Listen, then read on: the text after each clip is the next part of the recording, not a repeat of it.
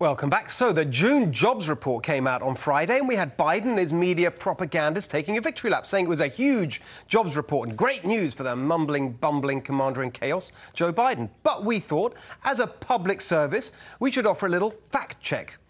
The Labour participation rate, the proportion of American adults who are working, actually went down in June.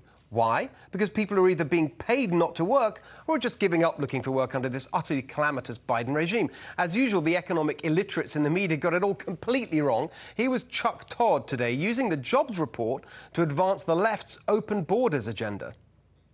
I want to talk about a couple things that the administration hasn't done yet that have been thought of as pretty good short-term solutions. Getting rid of many of these Trump tariffs, in boosting legal immigration.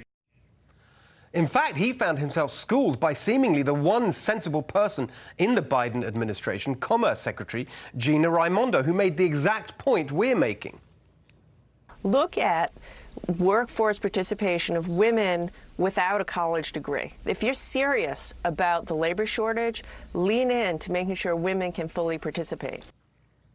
This is actually a huge issue. Just take a look at this chart. The Labour participation rate fell in June. It's still way below the pre-pandemic level. And apart from the height of the Democrat-induced pandemic shutdown, is the lowest Labour participation rate since the dregs of the Carter administration in the 1970s. So we've got the worst job market in nearly 50 years, to go with the worst inflation in 40 years, but apparently it's all fantastic.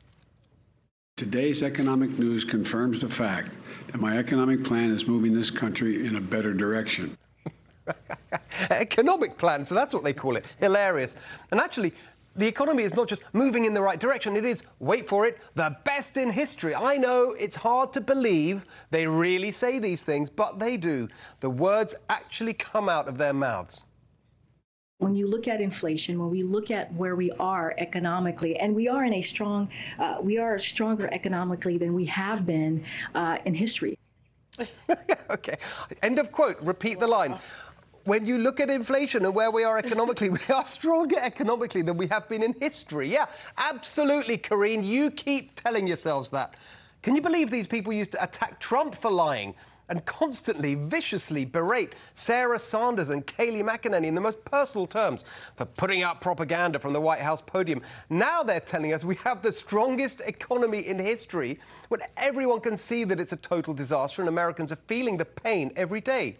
Just like they told us Afghanistan was a huge success, the border isn't open, and Biden's full of energy and absolutely, definitely, 100% going to run in 2024, even though he can't walk into a room without detailed instructions and can't open his mouth without putting his foot in it.